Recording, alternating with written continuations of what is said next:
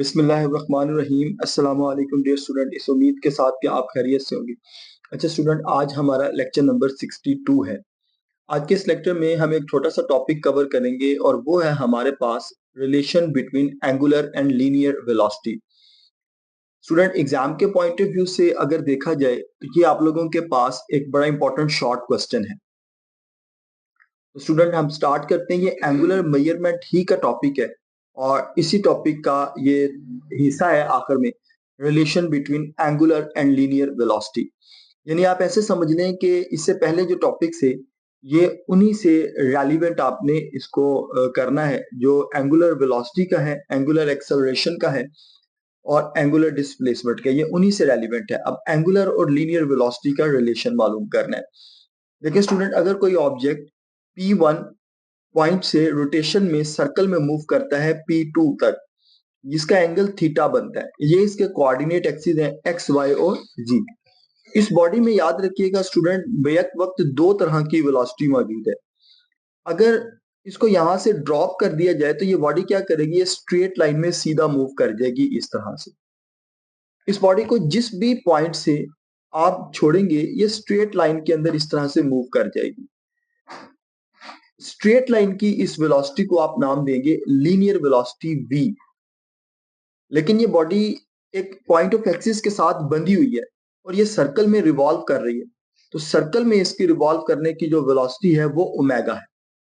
तो यानी इसका मतलब ये हुआ कि इस वक्त इसमें दो तरह की वेलोसिटी मौजूद है, एक लीनियर वेलोसिटी और एक एंगुलर वेलोसिटी। तो हमें क्या करना है, इसका रिलेशन कैलकुलेट करना है कि लीनियर और एंगुलर वेलोसिटी आपस में किस तरह से रिलेटेड है। तो देखिए स्टूडेंट, हम एक लाइन कंसीडर करेंगे, रेफरेंस लाइन OP किसी रिजिड बॉडी की।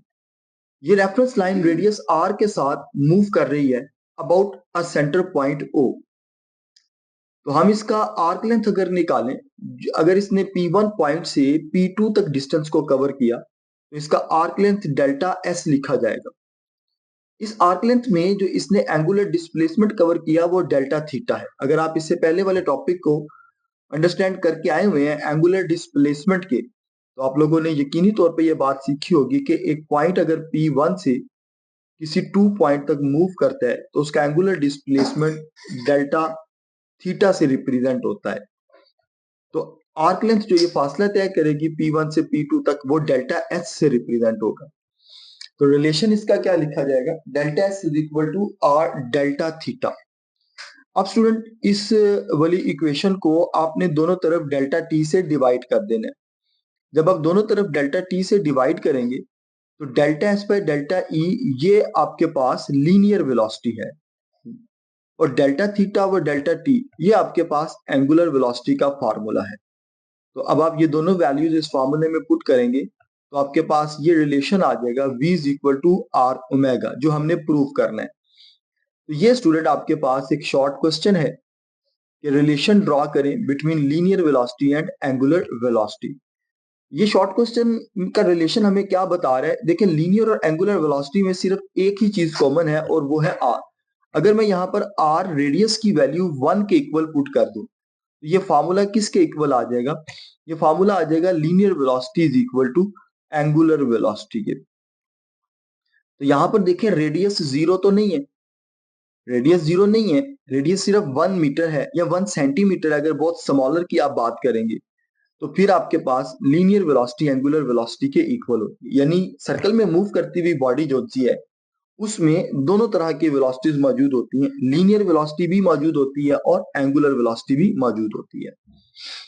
ये शॉर्ट क्वेश्चन जिस तरह आपके सामने स्लाइड पे लिखा हुआ आपको नजर आ रहा है, आपने इसी तरह इसको पेपर में प्रेजेंट करना है। स्टूडेंट क्या करते हैं, ये डेरिवेशन के 3 स्टेप सॉल्व कर देते हैं और वो 2 मार्क्स एक्सपेक्ट कर रहे होते हैं, लेकिन ऐसा नहीं होता। अगर आपने शॉर्ट क्वेश्चन करना है तो आपको ये कंप्लीट शॉर्ट क्वेश्चन इस तरीकेकार से विद डायग्राम पेपर में अटेम्प्ट करना होगा, तभी आपके मार्क्स गेन करने की जो पॉसिबिलिटी है वो इंक्रीज होगी।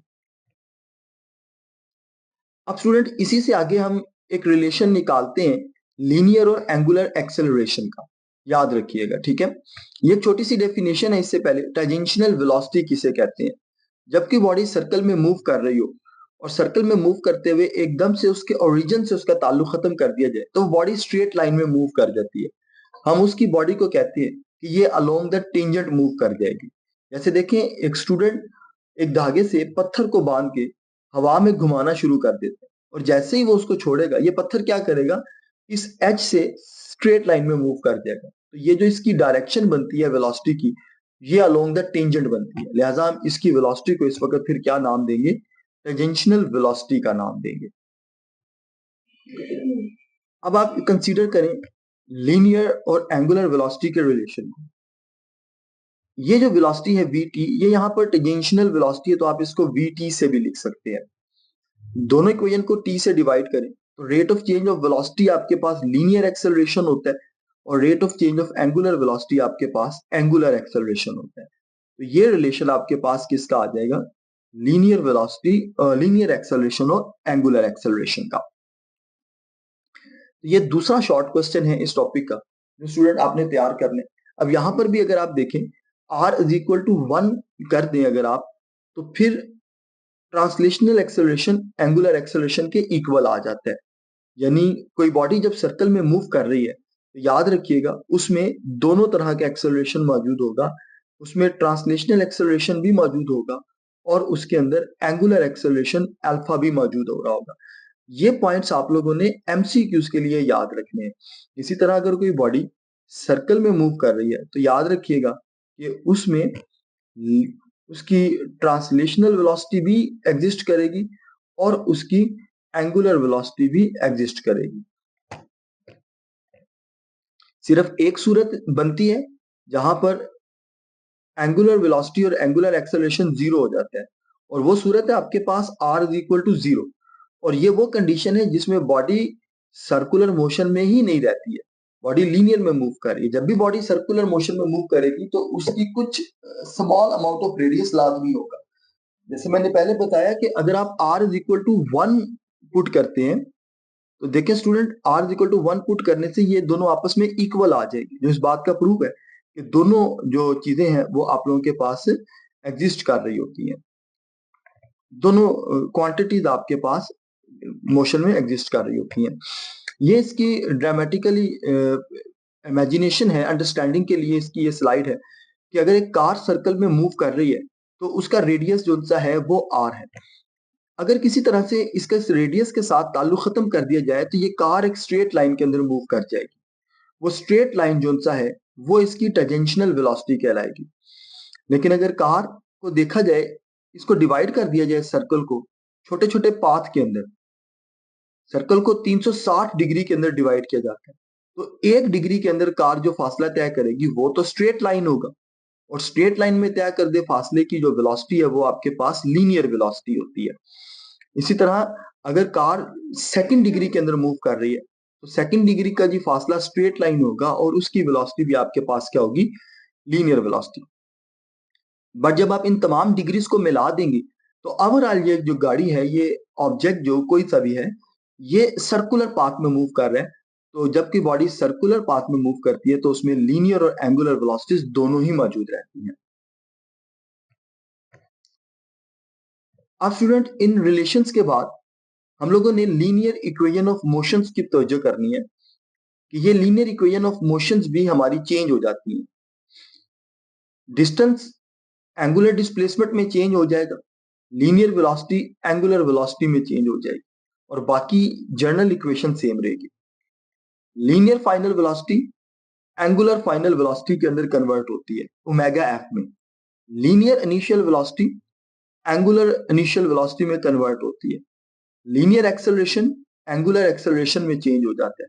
जनरल इक्वेशन आपके पास क्या रहती है, सेम रहती है। आपका डिस्टेंस लीनियर एंगुलर डिस्टेंस में कन्वर्ट हो जाते हैं। Initial velocity initial angular velocity में कन्वर्ट होती है। लीनियर एक्सेलरेशन एंगुलर एक्सेलरेशन में कन्वर्ट हो जाता है। इसी तरह यहां पर भी एंगुलर एक्सेलरेशन और डिस्टेंस कन्वर्ट, लीनियर एक्सेलरेशन और डिस्टेंस कन्वर्ट होते हैं एंगुलर एक्सेलरेशन और एंगुलर डिस्प्लेसमेंट में, और एंगुलर वेलोसिटीज जो सी हैं ये कन्वर्ट हो जाती हैं, लीनियर वेलोसिटीज सॉरी, ये कन्वर्ट हो जाती हैं एंगुलर वेलोसिटीज और एंगुलर एक्सेलरेशन में। तो इसके अकॉर्डिंग ये सारी इक्वेशन ऑफ मोशंस के सिंबल्स भी चेंज होते हैं और जनरल इक्वेशंस ऑफ फॉर्मेट क्या रहती है, सेम रहती है। तो जब आप एंगुलर मोशंस के लिए सॉल्व करेंगे तो ये वाली सारी इक्वेशंस को आप इस्तेमाल करेंगे, और जब आप लीनियर मोशंस को एक्सप्लेन करेंगे तो ये वाली सारी इक्वेशन ऑफ मोशंस को आप इस्तेमाल करेंगे। स्टूडेंट, इस टॉपिक से रिलेटेड कुछ एमसीक्यूज है, इनके आंसर्स आप लोगों ने कमेंट सेक्शन में बताने, ताकि अगर ये टॉपिक की अंडरस्टैंडिंग आपने अच्छे से डेवलप की तो फिर ये एमसीक्यू सॉल्व करना आपके लिए बिल्कुल मुश्किल काम नहीं होगा। पहला एमसीक्यूज है, a wheel start from rest, यानी इसकी एंगुलर वेलोसिटी ओमेगा आई कितनी हो जाएगी, 0, and rotates with angular acceleration 2 radian पर सेकंड स्क्वायर। इसका आपको अल्फा गिवन है 2 रेडियन पर सेकंड स्क्वायर, ये ऐसा ही यूनिट है, इसको चेंज करने की जरूरत नहीं है। तो find the angular displacement in 5 second, time given है आपके पास t, तो आपने क्या मालूम करना है, थीटा मालूम करना है। तो आप देखिए इसको सॉल्व करने के लिए कौन सी इक्वेशन ऑफ मोशन आपको इस्तेमाल करनी पड़ती है और इसका एंगुलर डिस्प्लेसमेंट आप कैलकुलेट करते हैं।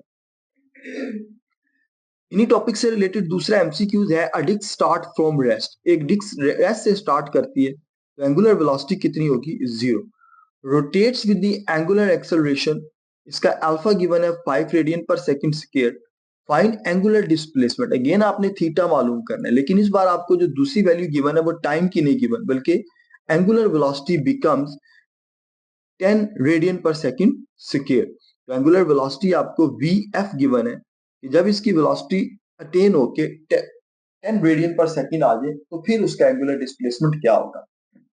इन दोनों एमसीक्यूज को सॉल्व करें और इनका आंसर कमेंट सेक्शन के अंदर बताएं। और आखिर में आपने क्या करना है, अगर लेक्चर आपको बड़े अच्छे से समझ में आ गए तो चैनल को सब्सक्राइब करें, बेल आइकन के बटन को क्लिक करें, ताकि इस चैनल की बाकी तमाम लेक्चर सीरीज भी आप लोगों को वीडियोस की सूरत में मिल सके।